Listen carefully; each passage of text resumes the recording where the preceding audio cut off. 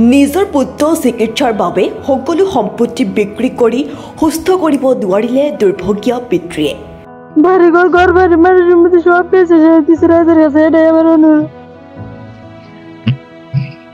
আমার নাই কিছু নেই, সব শেষ সবার কাছে, এটাই আমি অনুরোধ করলাম। জানিব পৰা মতে উমৰ আলী ঘৰ মইনবৰী পূব বজাৰত। সকলো সম্পত্তি বিক্ৰী কৰি অস্থায়ী হিচাপে বালাভিটা বেকী নদীৰ মথাউৰি এটি ঘৰ বান্ধি চলাই আছে ক্ষুদ্ৰ পৰিয়াল। দুৰ্ভগীয়া উমৰ আলী ফুলকুমলীয়া কদমানী 11 বছৰীয়া পুত্ৰ ছামিউল হক 2 বছৰ ছমাহ ধৰি লিভাৰ কিডনীৰ ৰোগত আক্ৰান্ত হৈ মৃত্যুৰ সৈতে যুঁজি আছে। গুৱাহাটী, নলবাৰী, বৰপেটা, বঙাইগাঁও আৰু কোচবিহাৰ ছামিউল হকক চিকিৎসা কৰাৰ পিছতো সুস্থ কৰিব পৰা নাই চিকিৎসকে। টকাৰ অভাৱত হায়দৰাবাদ চিকিৎসালয়লৈ যাব পৰা নাই পৰিয়ালৰ লোকে। তেনে সময়ছোৱাতেই আজি উমৰ আলী ঘৰত ৰাইজৰ দলৰ কেন্দ্ৰীয় সম্পাদক মনিৰুজ্জামান, সাংবাদিক ৰমেশ তালুকদাৰ আৰু ৰফিকুল ইছলামে ছামিউল হকৰ স্বাস্থ্যৰ বুজ লয়। ছামিউলৰ মাকে কান্দি কান্দি ৰাইজৰ ওচৰত চিকিৎসাৰ কাৰণে আৰ্থিক সাহায্য বিচাৰিছে। আপোনালোকৰ অনুদানেই ছামিউল হক সুস্থ হৈ উঠিব পাৰে, তাৰ কাৰণে আল্লাহ তাআলাৰ ওচৰত প্ৰাৰ্থনা জনায়। ছামিউলৰ উন্নত চিকিৎসাৰ বাবে কোনো হৃদয়ৱান ব্যক্তিয়ে 8827200681 ফোনপে নম্বৰত কিছু আৰ্থিক সাহায্য দিবলৈ পৰিয়ালৰ লগতে ৰাইজৰ দলৰ কেন্দ্ৰীয় সম্পাদকে অনুৰোধ জনায়। লিভার প্রবলেম কি কব রাইজে কি আপনি রাইজে সাহেব ধরে আমি চিকিৎসা করা হারি কত ভালো জানি হয়।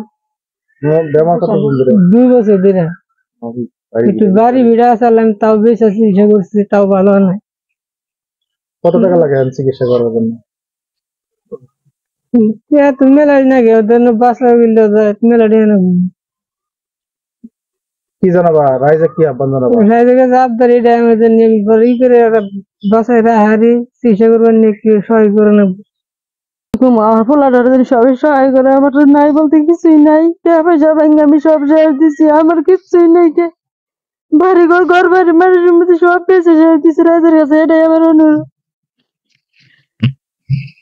আমার নাই কিছুই নেই, সব শেষ সবার কাছে, এটাই আমি অনুরোধ করলাম। বাড়ি ঘর ঘর আর কিচ্ছু নাই, মানুষের ভিতরে থাকি মারির মধ্যে রয়েছি মাথা উড়ি বাড়াইয়া পারবাল্লা বিঠে আছি। কতদিন ধরে বেমার হয়েছে? 2.5 বছর ধরে, 2 বছর ধরে চেষ্টা করা হইতেছে। কুচবিহার নিছিলাম, গোলভাড়া নিছিলাম, বরভাড়া নিছিলাম, জিয়া নার্সিত ভর্তি করছিলাম। অনার কাছে টিয়া পয়সা কিছুই নাই যে নিমুকুন আনে। হায়দ্রাবাদ নিবার কইছে। কত টাকা লাগবে চিকিৎসার জন্য? 10-15 লাখ টাকা লাগবে। কি বেমার হয়েছে? লিভার খারাপ হয়েছে, কিডনি প্রবলেম হয়েছে। নাম কি গেদার? সামিউল হক। এখন নাম্বার আছে? আছে। ফোন পে আছে? আছে। রাইজের কি আহ্বান জানাবেন? রাইজের কাছে এটাই অনুরোধ, আমার পোলাটা জানি বাঁচাই রাখে আল্লাহ। যে জাফারে 10 টাকা 5 টাকা যে জাফারে সহায় করে জানি। বেকী নদীৰ মাথাউৰিৰ পাৰত এইখন দুখীয়া পৰিয়ালৰ ঘৰত আমি আহি উপস্থিত হৈছো। এই উমৰ আলীৰ পৰিয়ালটো আচলতে মইনবুৰী অঞ্চলৰ পূব বজাৰৰ স্থায়ী বাসিন্দা আছিল। আজি আপোনালোকে দেখিছে যে ছামিউল, উমৰ আলীৰ 11 বছৰীয়া সন্তান ছামিউল হক, তেখেতে লিভাৰ আৰু কিডনীজনিত বেমাৰত আক্ৰান্ত হৈ মৃত্যু এক যুঁজত অৱতীৰ্ণ হৈছে। মৃত্যু সজ্জাত এই ছামিউল হকে মৃত্যুৰ সৈতে যুঁজি থকা আমাৰ পৰিলক্ষিত হৈছে। জিএনআৰচিৰ পৰা আৰম্ভ কৰি বিভিন্ন চিকিৎসালয়ত এই দুখীয়া পৰিয়ালটোৱে এই ল'ৰাটোক ভাল আৰু সুস্থ কৰি তোলাৰ স্বাৰ্থত তেওঁলোকৰ যি সম্পত্তি আছিল, ঘৰ ভিটি, সেই সকলো বিক্ৰী কৰি আজি মাথাউৰিৰ দাঁতিত তেওঁলোক বসবাস কৰি আছে। একমাত্ৰ এই ছামিউল হকক জীয়াই তোলাৰ কাৰণে, এই ছামিউল হকে যাতে পৃথিৱীখনত বাচি থাকিব পাৰে, অইন ল'ৰা ছোৱালীৰ নিচিনাকে এই ছামিউল হকে যাতে পূৰ্বৰ নিচিনাকে স্কুলত যাব পাৰে, তাৰ চিন্তা কৰি এই দুখীয়া পিতৃ মাতৃগৰাকীয়ে নিজৰ থকা ঘৰ ভিটি পৰ্যন্ত বিক্ৰী কৰি আজি পৰ্যন্ত কিন্তু ছামিউল হকক ভাল কৰি তুলিব পৰা নাই। এতিয়া টকা পইচাৰ অভাৱত তেওঁক হস্পিটালৰ পৰা ঘৰত আনি ঘৰত চিকিৎসা নকৰা অৱস্থাত তেওঁ চিকিৎসা বিনাই চিকিৎসা নোহোৱাকে ঘৰত আজি পৰি থাকিব লগা হৈছে।